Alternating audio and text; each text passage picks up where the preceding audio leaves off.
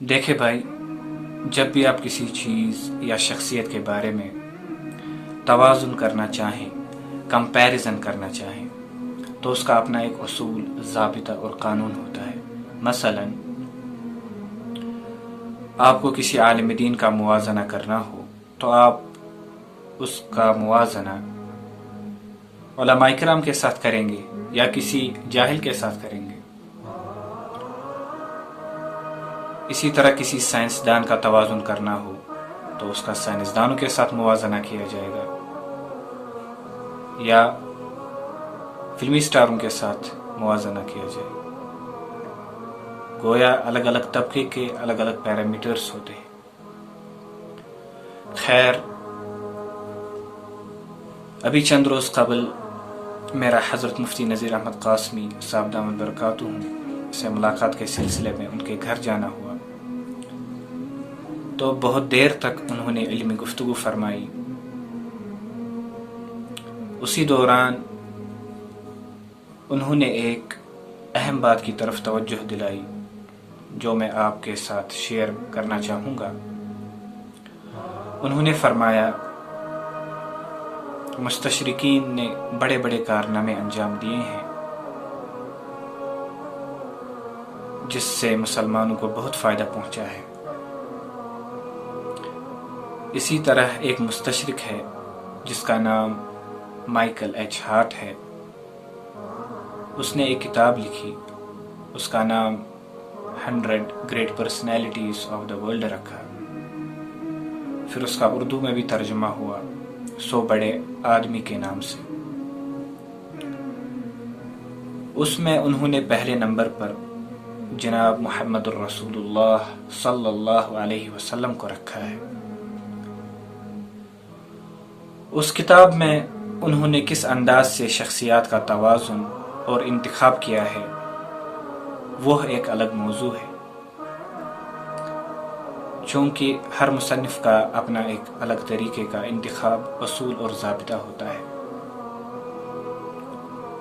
بہرحال حضور اقدس صلی اللہ علیہ وسلم کا فہرست میں اول نمبر رکھا گیا، لیکن اس کے اندر انہوں نے ایک بات لکھی ہے کہ حضور صلی اللہ علیہ وسلم نے یہود و نصارہ سے بہت علمی استفادہ کیا ہے، جو کہ سراسر بددیانتی اور خیانت فی العلم ہے۔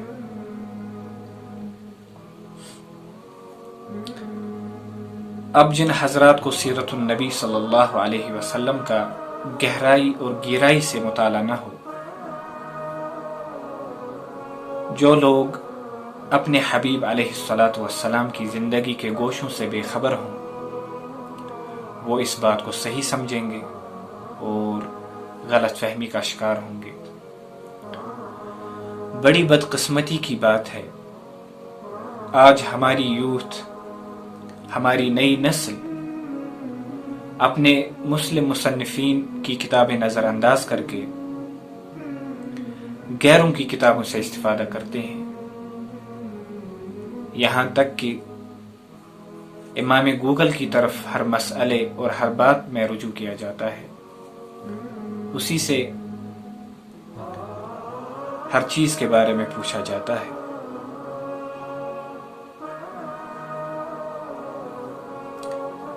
اب تو آج ایک الگ ہی فیشن اپنایا جا رہا ہے، بڑے فخر کے ساتھ آج لوگ ناولز پڑھ رہے ہیں، فرکشنز کی کتابیں تلاش کی جا رہی ہیں۔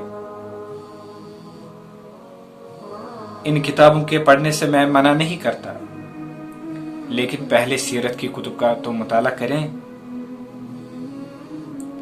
اگر انہی لوگوں کو سیرت النبی صلی اللہ علیہ وسلم کے تعلق سے کچھ پوچھ لو، وہ اس سے بے خبر ہوں گے۔ دعوے تو بڑے بڑے ہوں گے، لیکن کوئی چھوٹی سی چیز حضور علیہ الصلاۃ والسلام کی نسبت سے پوچھ لو تو خاموش۔ اسی لیے بھائی، ہر بات میں امانت داری اور دیانت داری کا ثبوت دینا ہمارا دینی فریضہ ہے۔ امانت سے ہم یہ سمجھتے ہیں کہ یہ شاید صرف مال کے ساتھ خاص ہے۔ بلکہ ایسا بالکل بھی نہیں ہے۔ امانت کا مفہوم بہت وسیع ہے۔ چنانچہ علامہ قرطبی فرماتے ہیں کہ امانت دین کی تمام شرائط و عبادات کا نام ہے۔ امام رازی اپنی شہر آفاق تفسیر کبیر میں لکھتے ہیں کہ امانت کا باب بہت وسیع ہے۔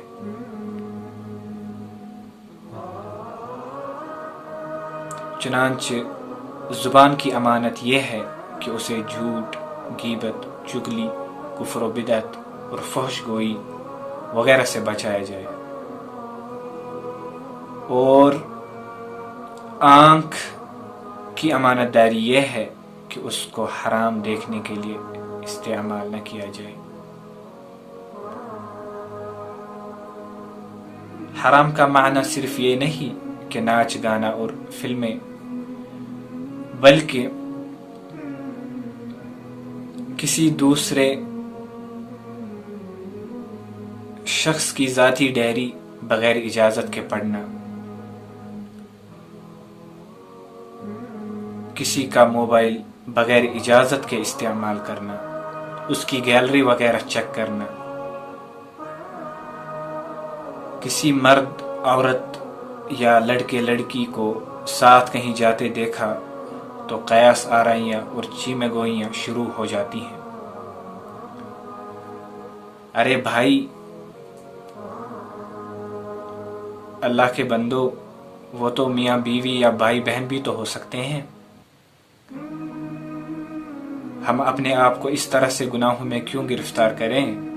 اور اسی طرح کانوں کی امانت داری یہ ہے کہ لہو و لعب، فحش باتوں اور جھوٹ وغیرہ سننے میں انہیں استعمال نہ کیا جائے۔ امانت داری کی اہمیت و عظمت کا اندازہ اس سے لگایا جا سکتا ہے کہ امانت کو ایمان اور دینداری کا معیار اور کسوٹی قرار دیا گیا ہے۔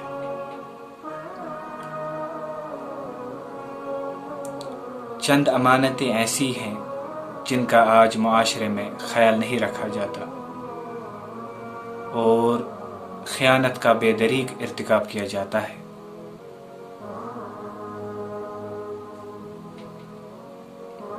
جیسے نااہلوں کو عہدے اور مناصب سپرد کرنا، مزدور اور ملازمین کی اجرت میں ہیر پھیر کرنا، ملازمین کا کام اچھے سے نہ کرنا،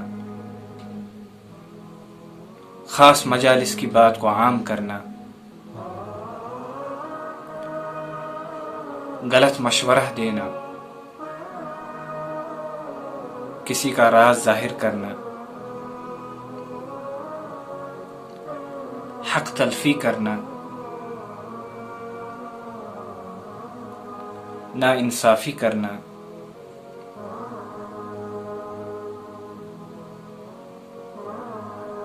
ہمیں چاہیے کہ اس کا خاص خیال کیا جائے۔ جیسا کہ نبی کریم صلی اللہ علیہ وسلم نے امانت داری کو ایمان کا جز اور حصہ قرار دیتے ہوئے فرمایا، جس میں امانت داری نہیں اس میں ایمان نہیں، اور جس شخص میں معاہدے کا پاس و لحاظ نہیں اس میں دین نہیں۔ یہ سنن بیہقی کی روایت ہے۔